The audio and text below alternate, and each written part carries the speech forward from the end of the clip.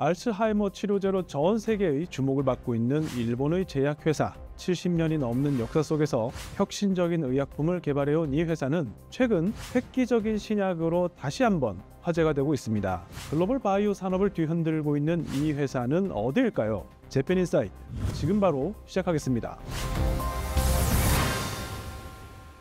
한일재단에서 자문교수를 맡고 있고요. 한국외대에서 일본 경제를 가르치고 또 연구하고 있는 이창민입니다. 에이자이는 세계 최초로 알츠하이머병의 근본적인 원인을 억제하는 치료제 레카네맙을 개발했습니다. 이 약은 기존의 증상 완화제가 아니라 알츠하이머의 주요 원인으로 알려진 아밀로이드 베타의 침착을 억제하는 세계 최초의 신약입니다. レカネマブは日本の製薬大手エーザイとアメリカの製薬会社バイオジェンが共同開発したアルツハイマー病の治療薬で、脳内にたまるアミロイド βを取り除き、病気の進行を抑えることが期待されています。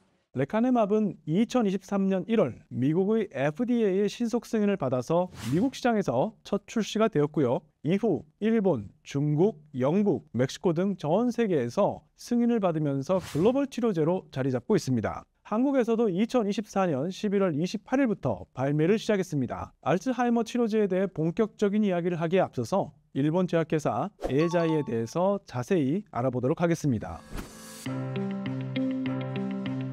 에이자이는 1941년 창업자 나이토 토요지에 의해 설립되었습니다. 당시 일본의 제약업계는 대부분 서구 국가에서 수입한 약품에 의존하고 있었습니다. 에이자이 역시 의료 현장에서 쓰이는 마스크라든지 장갑, 거즈, 수술용 테이프 같은 위생 재료를 국산화하고 또 공급하기 위해 설립한 회사였습니다. 그러나 나이토는 일본에서 자체적으로 혁신적인 의약품을 개발하고 싶다 라고 하는 신념을 가지고 일본 에이자이라는 회사를 설립하고 점점 신약 개발에 몰두하게 됩니다. 1983년 일본 스쿠바에 연구소를 설립하고 신경질환과 치매 치료제의 연구를 본격적으로 시작했습니다. 결국 1997년 에이자이는 세계 최초로 알츠하이머 치료제 에리셉트를 출시하게 되면서 글로벌 시장에서 엄청난 주목을 받게 됩니다. 에리셉트는 출시 후 100개국 이상에서 승인을 받으면서 세계적인 블록버스터 신약이 되었고요. 지금까지도 치매 치료의 핵심 약물 중 하나로 사용되고 있습니다. 그리고 2017년 미국 바이오젠과 협력하면서 차세대 알츠하이머 치료제인 레카네맙을 본격적으로 개발하기 시작했습니다. 그리고 드디어 2023년 레카네맙이 정식 판매를 시작하게 된 겁니다. 알츠하이머병 치료제 개발은 지난 수십 년 동안 많은 도전을 거듭해 왔습니다. 기존의 알츠하이머 치료제들은 주로 증상 완화에 집중되어 있습니다. 질병의 근본적인 원인을 해결하지 못한 채로 신경퇴행을 늦출 뿐 사실상 완치는 불가능했습니다. 이러한 상황에서 이 에이자이와 바이오젠은 질병의 원인을 직접 표적으로 삼는 치료제 개발에 도전을 했습니다. 그 결과 아밀로이드 베타 단백질의 축적을 억제하는 레카네맙이 탄생하게 된 것인데요. 이 과정에는 많은 난관이 존재했습니다. 첫 번째, 아밀로이드 베타 가설 논란입니다. 이 가설은 아밀로이드 베타 단백질이 뇌에 축적되면서 신경세포를 손상시키고 이로 인해 치매가 발병한다라는 이론입니다. 이 가설을 바탕으로 치료제 개발이 1990년대부터 본격화됐는데요. 화이자, 로슈, 일라이릴리 등 글로벌 제약사들이 아밀로이드 베타를 표적으로 한 치료제 개발에 도전했습니다만 연속해서 실패하는 사례가 이어졌습니다. 특히 기존에는 아밀로이드 베타 단백질을 제거하는 것만으로는 증상 개선 효과를 입증하지 못했기 때문에 임상시험이 중단되기도 했습니다. 이러한 상황에서 에이자이와 바이오젠은 완전히 새로운 접근법을 시도했습니다. 그 핵심은 기존 치료제들이 주목했던 아밀로이드 베타 단백질이 아니라 이 단백질이 응집한 형태인 원시 섬유 자체를 타겟으로 한다는 것이었습니다. 이를 통해서 보다 효과적으로 아밀로이드 베타 단백질의 제거가 가능하게 됐고요. 신경세포 보호 효과도 극대화할 수 있었습니다. 두 번째는 임상시험이 쉽지 않았다는 것입니다. 이전에 알츠하이머 치료제 임상시험에서는 치매를 이미 진단받은 환자를 대상으로 했습니다. 그러나 알츠하이머병은 20년에서 30년 동안 증상이 서서히 진행된 후에 나타나기 때문에 이미 손상된 신경은 회복하기가 어렵습니다. 그래서 이 레카네맙 임상시험에서는 조기 진단 기술을 적극 활용했습니다. 치매 증상이 아직 심하지 않은 경도인지 장애 단계의 환자를 대상으로 치료 효과를 평가했는데요. 이를 가능하게 만든 것이 바로 PET, PET 검사였습니다. 이 펫을 통해 실제로 아밀로이드 베타 단백질이 축적된 환자를 선별해서 치료 대상자를 보다 정밀하게 설정할 수가 있었습니다. 또 다른 난관은 기존의 임상시험들이 주로 한 가지 평가 지표를 사용했다는 점입니다.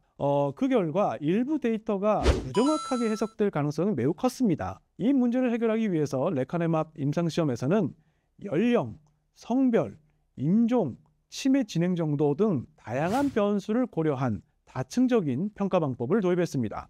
그 결과 어떤 분석 기준을 적용하더라도 레카네맙이 알츠하이머 진행을 억제하는 효과를 보인다라고 하는 일관된 결과를 얻을 수가 있었습니다. 이는 알츠하이머 치료제 개발에 있어 최초로 질병 원인 그 자체를 억제하는 효과를 입증한 사례였고요. 미국을 시작으로 일본, 중국, 영국, 유럽연합에 이르기까지 여러 국가에서 승인을 받을 수 있었고 글로벌 시장에도 진출할 수가 있었습니다.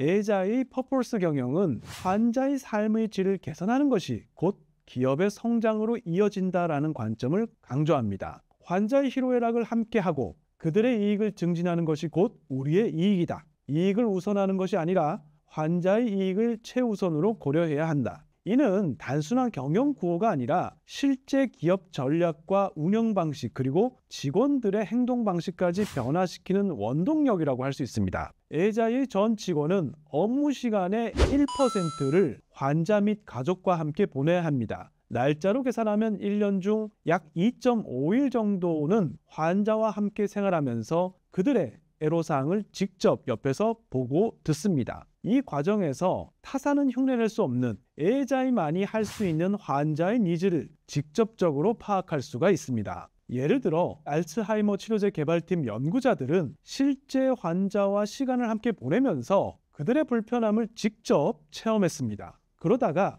알츠하이머 환자는 약을 삼키기 어려워한다는 점을 이 연구자들이 직접 발견하면서 젤리 형태의 알츠하이머 치료제, 즉 에리셉트의 개발로 이어졌습니다. 퍼포스 경영의 구체적인 두 번째 사례, 바로 공동화하고도 연결이 됩니다. 에자이는 공동화, 즉 소셜라이제이션이라는 개념을 도입했습니다. 이 공동화는 환자 및 가족과 함께 시간을 보내며 그들의 니즈를 직접 경험하고 문제를 해결하는 사고방식인데요. 대표적인 공동화 활동은 알츠하이머병 환자 및 가족과 함께 생활하는 체험 프로그램을 운영하고 있다는 겁니다. 연구자, 영업 담당자, 경영진까지 모두 알츠하이머 환자 그리고 가족과 함께 시간을 보내면서 실제 그들이 겪는 어려움을 체험합니다.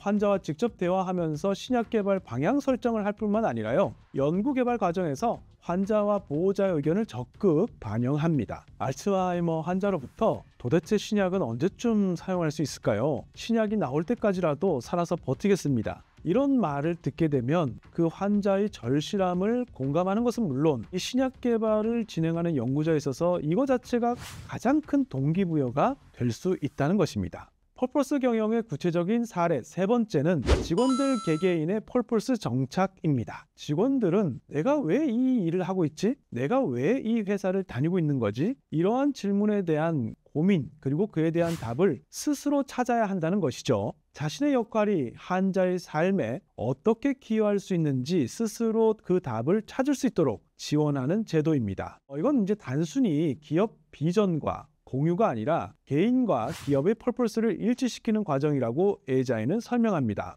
또 에자이는 이 퍼포스 기반의 인사평가 시스템을 도입했습니다. 얼마나 퍼포스에 맞는 행동을 했는지를 이 평가 기준에 포함해서 조직 전체가 같은 방향으로 움직일 수 있도록 합니다. 자, 이제 에자이의 현재 그리고 미래에 대해서 살펴보도록 하겠습니다. 첫 번째, 에자이는 현재 치매 에코시스템이라는 것을 구축하고 있습니다. 치매는 단순히 의약품만으로 해결할 수 없는 사회적 문제입니다. 에자이는 이를 해결하기 위해서 다양한 이해관계자, 즉 지자체, 연구기관, IT 기업, 의료기관 등과 협력해서 치매 에코시스템을 구축하고 있습니다. 치매 예방, 진단, 치료, 관리를 통합 지원하는 플랫폼을 개발하고 있습니다. 에이자이는 이러한 디지털 플랫폼을 활용해서 발병 전부터 치매를 관리할 수 있는 시스템을 구축하고요. 경도인지 장애 조기 예측 모델을 개발해서 예방 치료를 강화하는 것을 목표로 하고 있습니다. 두 번째, 에이자이는 기존의 아밀로이드 베타 단백질을 표적으로 한 레카네마브의 성공을 기반으로 보다 다양한 원인에 대응할 수 있는 차세대 치료제 개발에 집중하고 있습니다. 알츠하이머병은 신경세포 손상과 시냅스 연결 이상이 진행되면서 증상이 악화하는 병이기 때문에 단순히 아밀로이드 베타와 타우 단백질을 제거하는 것만으로는 충분하지 않습니다. 에이자이는 신경세포 기능을 활성화하는 E2511 그리고 시냅스 재형성을 촉진해서 기억력 회복을 돕는 E2025를 개발해서 보다 근본적인 치료 전략을 모색하고 있습니다. 마지막으로 세 번째, 에이자이는 질병 간의 공통 원인과 로직을 탐구하는 연구 전략을 도입했습니다. 구체적으로는 DHBL, Deep Human Biology Learning 시스템을 도입했는데요. 이 시스템은 특정 질병 하나만을 연구하는 게 아니라 다양한 질병의 공통적 기전을 연구해서 보다 근본적인 치료법을 찾는 방식입니다. 좀 어려운 이야기입니다만 예를 들어 치매와 암은 단백질 항상성 유지 실패로 인해 발생한다는 공통점이 있습니다. 그리고 신경퇴행 질환, 그다음 대사질환은 세포 스트레스와 밀접한 관계가 있습니다. 이렇게 질병의 공통 원리를 찾아서 이를 활용한 융합적 신약 개발을 추진하는 것이 바로 DHBL 시스템이라고 할 수 있습니다. 에이자이는 이러한 연구를 글로벌 차원에서 진행하고 있는데요. 현재 일본, 미국, 유럽, 중국 등 6개국에서 총 14개의 연구개발 거점을 운영 중에 있습니다. 일본에서는 신경질환과 암 연구가 진행되고 있고요. 미국에서는 신약 탐색 및 임상 연구가 활발히 이루어지고 있습니다. 그리고 유럽에서는 치매 그리고 희귀질환 치료제가 개발되고 있고요. 중국에서는 현지 맞춤형 치료제 연구가 진행되고 있습니다. 에이자이는 이제 단순한 제약사가 아니라 치매 해결을 위한 글로벌 리더로 자리 잡고 있습니다. 기존의 신약 개발 방식에서 벗어나서 치매 에코시스템 구축, 차세대 치료제 연구, 글로벌 연구 체제 혁신을 통해 치매를 근본적으로 해결하는 방안을 모색하고 있는 중입니다. 에이자이는 혁신적인 연구와 개발을 통해 2030년대까지 치매 완치를 목표로 하고 있습니다. 오늘은 치매 치료의 신기원을 연 일본의 탄탄한 제약회사 에이자이에 대해서 살펴봤습니다. 앞으로 더욱더 재밌지만 유익한 숨어있는 일본 경제산업 이야기로 찾아뵙겠습니다. 오늘 재팬인사이트는 여기까지입니다. 저는 이창민이었습니다.